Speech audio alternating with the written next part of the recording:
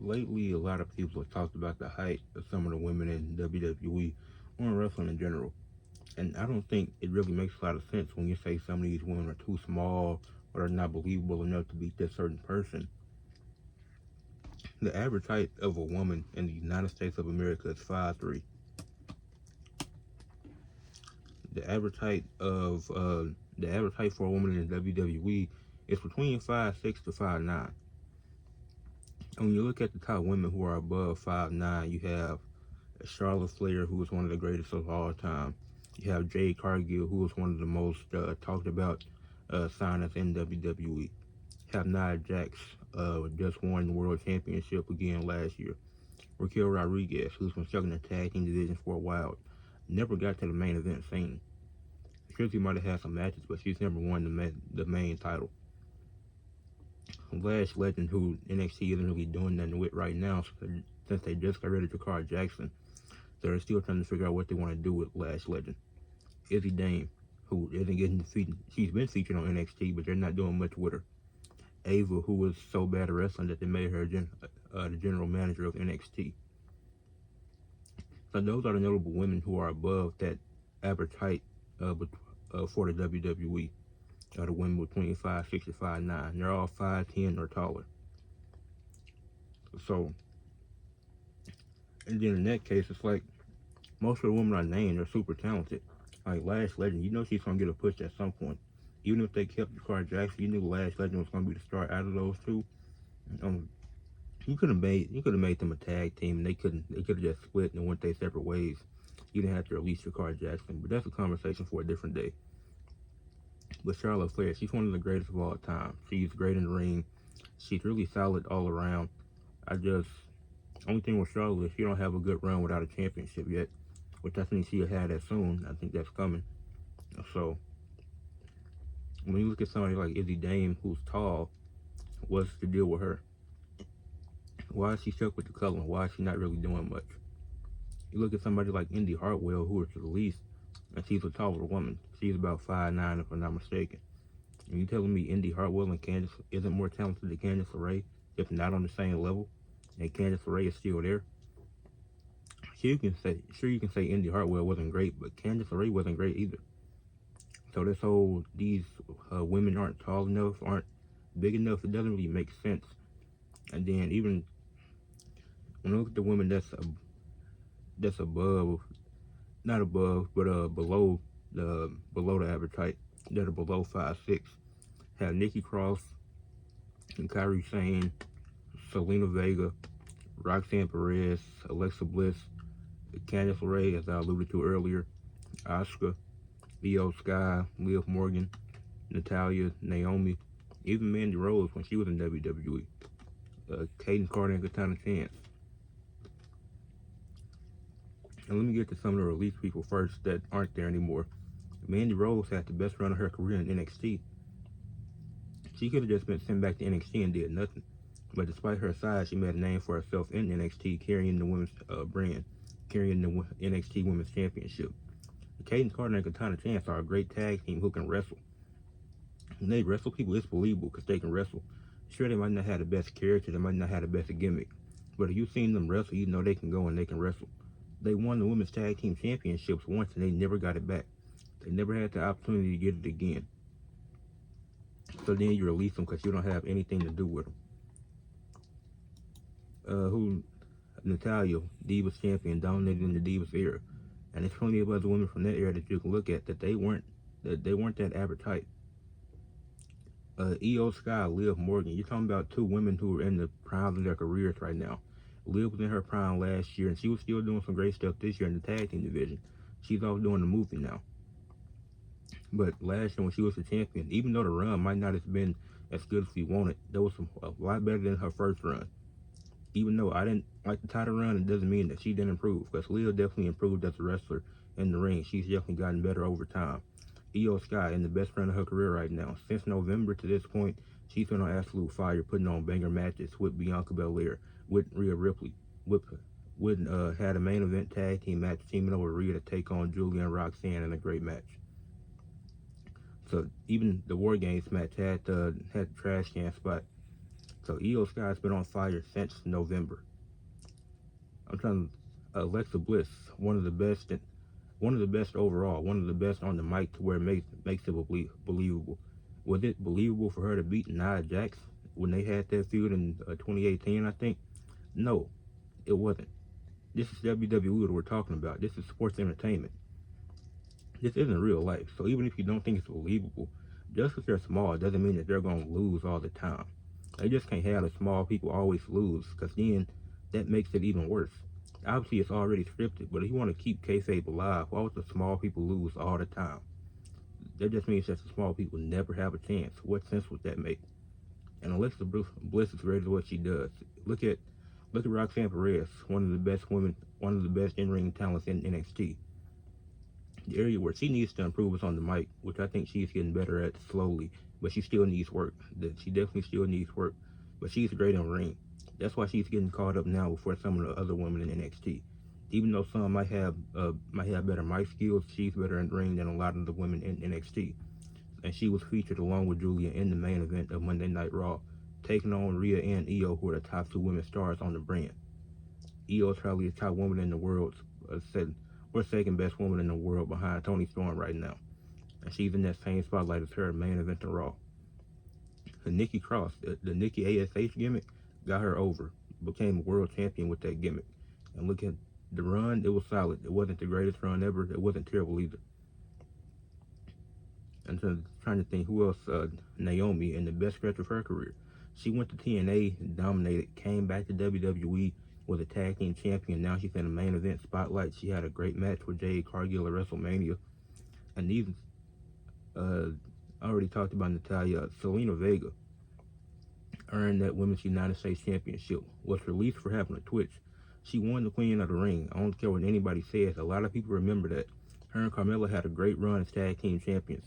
It was one of the better runs from the women's tag team division. And then she worked her way up over these last few years to become the second ever women's U.S. champion.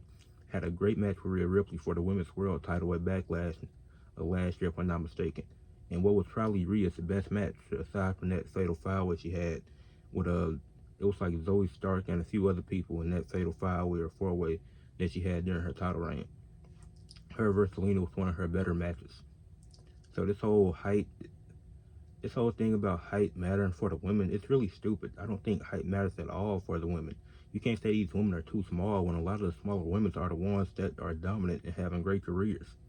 Like, are you telling me that Nikki Cross, Zelina Vega, Alexa Bliss, Asuka, Io, Liv, Natalya, Naomi haven't had good careers? Now you can argue that Asuka's WWE career could be better. It definitely should be. But did she not go on a long winning streak before losing to Charlotte? Was she not amazing before that? Was she not built up well before that? And when she comes back, do y'all not think she'll be in a good spot? I think she's going to be in a great spot when she comes back. Will she be a world champion? Maybe. How long will it be? Not sure. But I definitely think they'll have her come back and win a world championship. Even Kairi Sane, who, even though she's not going to get the main event spotlight, she's been in the tag division. She's been one of the bright spots in the women's tag division, which has been weak really since the introduction of the titles, but she's been one of the bright spots. And everybody isn't meant to be a single star, so that's a good thing for Kairi Sane, that she's one of the staples in the tag team division who's been great. Unfortunately, she's injured right now, so prayers up to her. And then when you look at a lot of the women who are the average height, for women's wrestlers, you have Indy Hartwell, who's average height. She's not in that category of the taller women, but she's right at 5'9". Stuart Solis. You have Tamina, who hasn't been featured on TV in years. Then you have Piper Niven, Maxine Dupree, B-Fab, women that aren't really getting featured. I mean, Piper, she gets featured more. B-Fab, Maxine, they're not utilizing their full potential. Dakota Kai just got released. Shayna Baszler, Shotzi, was released. Then the other women who were there who were actually getting featured, you have Becky, Bayley, Rhea, Michin, Tiffany, Zoe Stark, Bianca, Alba Fire. Those are the women who are average height. And most of these are all main roster women. I don't think I have any NXT women on this list. And I had Izzy Name, but I picked out a good list of people. Wasn't going to go down the list of everybody because that would have took too long. But as you see, some of these women that are average height, You have Becky and Bailey, who are two of the greatest ever, and then you have Michin, who's just been in the mid card for a while. You had obviously Bianca and Rhea. They're gonna be all time greats when it's all said and done. They're still in the primes of their careers. We have Alba Fire, who they're not really doing nothing with. She's not even wrestling in the tag team matches for the Secret Harvest. You have Zoe Stark. You released her tag team partner. Her and Shayna Baszler were a believable tag team, and now you're not doing nothing with her. You have her wrestling on main event before Raw comes on air. You have Tiffany, who is the world champion, but everybody wants her to lose it now because of how bad the promos are. Like, we all know she can go in ring, which is great, but she don't have the promo skills. That's why people are hesitant with Roxanne Perez, because we know Roxanne can wrestle, but the promos need to improve. And I think Roxanne is improving quicker than what Tiffany Stratton did. I think by the end of the summer, I think Roxanne could be a more believable promo than Tiffany Stratton. And that's not saying much, because that's a very low scale. But that's not good for Tiffany Stratton. She's had more time on the main roster than Roxanne Perez. So a lot of these shorter women that y'all think aren't believable enough, are too short, are better than a lot of the average height women and a lot of the taller women. Because a lot of them are more versatile. Like Becky and Bailey, they're in a category of their own. The same as far as all time goes. Then same with Rhea Ripley and Bianca Belair.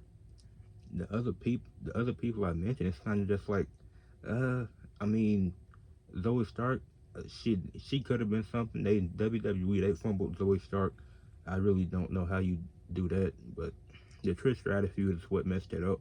But even the taller women, like, what has Raquel really done? What story are they telling with Nia Jax? Oh, she waited 3 months to go back after a title that she lost. What is Izzy Dame or Ava doing? Ava was one of the taller women, and she was so bad at it that she had to become a general manager. Now that's an example of nepotism. She was so bad at wrestling, she just becomes a general manager. So you keep her in a high role on NXT TV? Okay, not my problem. I won't hate on it. Good for her. Izzy Dane, what have they done with her? Nothing. She's just been stuck with the color. Raquel, she hasn't been presented as a dominant figure. She lost to Roxanne Perez, which I don't have a problem with, because I think Roxanne being in the Elimination Chamber made more sense if they would have presented her more after that. But I think it still made more sense at the time. But a lot of these smaller women are the best women in the WWE right now. Who's the top woman in the world? Or I'd say Toni Storm, but second, but as far as WWE goes, I'm going Io Scott. I would say Io Scott's the best women's wrestler in WWE right now. Even you can say she can barely speak English, but you can see that she's trying and that she's improving at it. You gotta at least give her credit for that's not her first language. She's not supposed to be fluent in English. It's people who speak English that aren't fluent at that. So that's good on Io Scott that she's improving and she's trying to get better at it. Alexa Bliss, one of the best talkers out of all the women. Leah Morgan, who just had a dominant year last year. Mandy Rose, who was down in NXT when she was in WWE. Naomi, who's having the best stretch of her career. Selena Vega, y'all want to talk about no reaction? She has a terrible theme song. How's that her fault? So when I look at a lot of these women, a lot of these shorter women that y'all think aren't believable are some of the best ones in the WWE right now. Like, obviously there's great women from all heights and sizes, from 5 foot to 6 foot. It's a great woman all around. But we got to stop this narrative that certain wrestlers are too short or not believable enough. This is sports entertainment. This is not real life. Everything won't be believable. It is a storyline. It is a scripted sport.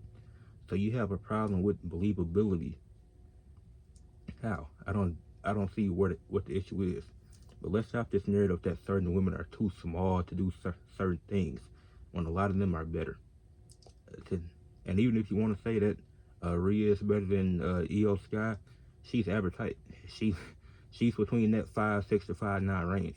But women are supposed to be short. The average height for women, as I said at the beginning of the video, is 5'3". That's the average height for women in the United States of America. Leave a like on the video, subscribe to the channel, and let me know what y'all think.